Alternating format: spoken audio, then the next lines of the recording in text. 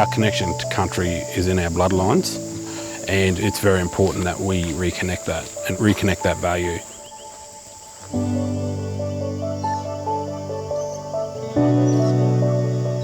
This is Warrigamay country. Located in far North Queensland, roughly 90 minutes up the coast from Townsville. We're the owners of the longest single drop waterfall in the Southern Hemisphere. We've got 2 major valleys, rainforest right through to savanna country, right through to swamp country. When colonisation came to this country, basically a lot of land clearing occurred. There was a lot of agriculture. Sugar was one of the major industries. As the land changed, pieces of the Warrigamay's past were left behind and thought to be lost forever. Until now. Dad had them put away, in the tractor shed. That's where Dad kept all his treasures, were in the tractor shed. Marion Adcock grew up in the town of Ingham on a cane farm and says her grandfather discovered these ancient artefacts in the 1920s. I believe they were found up towards the back of the hills there. The land was uncleared in 1923, so when Granddad was clearing and stuff like that, sometime during the cultivation of the land to get ready for cane, he came across these artefacts. Last year, Marion heard a radio interview with Laurie Bateman, a First Nations police officer, who was speaking about cultural awareness booklets.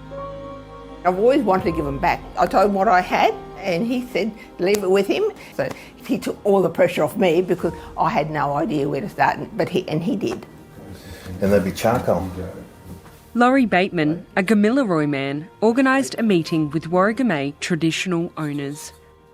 So today is very important. It's a handover of the artefacts from Marion back to a traditional owner of those artefacts. Creek running in through here and then a big water hole and then the creek running out. Oh, yeah. All 2 canoes. Oh, yes.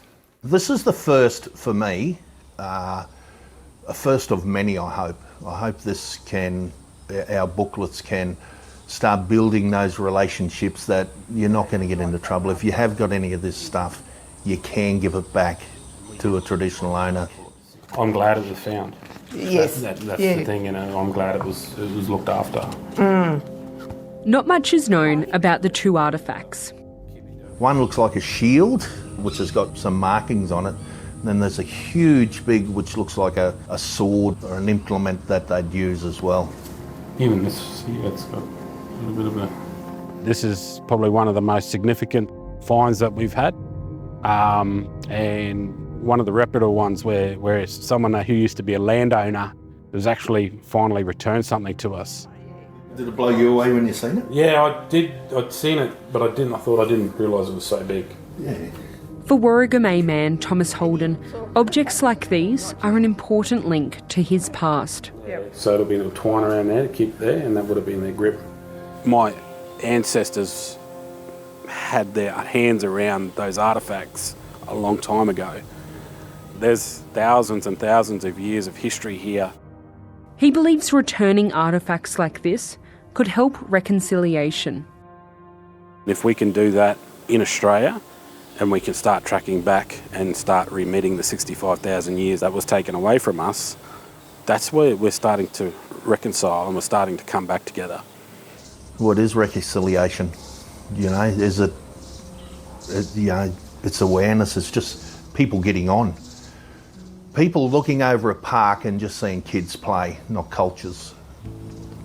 Are we there? Probably not. We're going to get there 100%. And this is where it starts.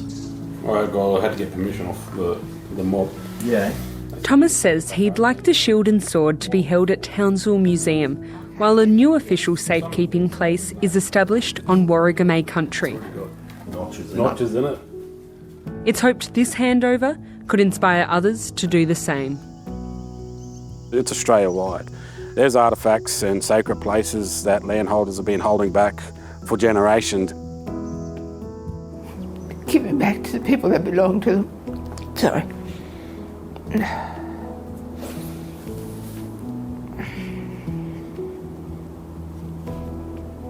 I'm sorry. It means a lot to be able to give it back to the people. You know, why should I keep them? They're not mine.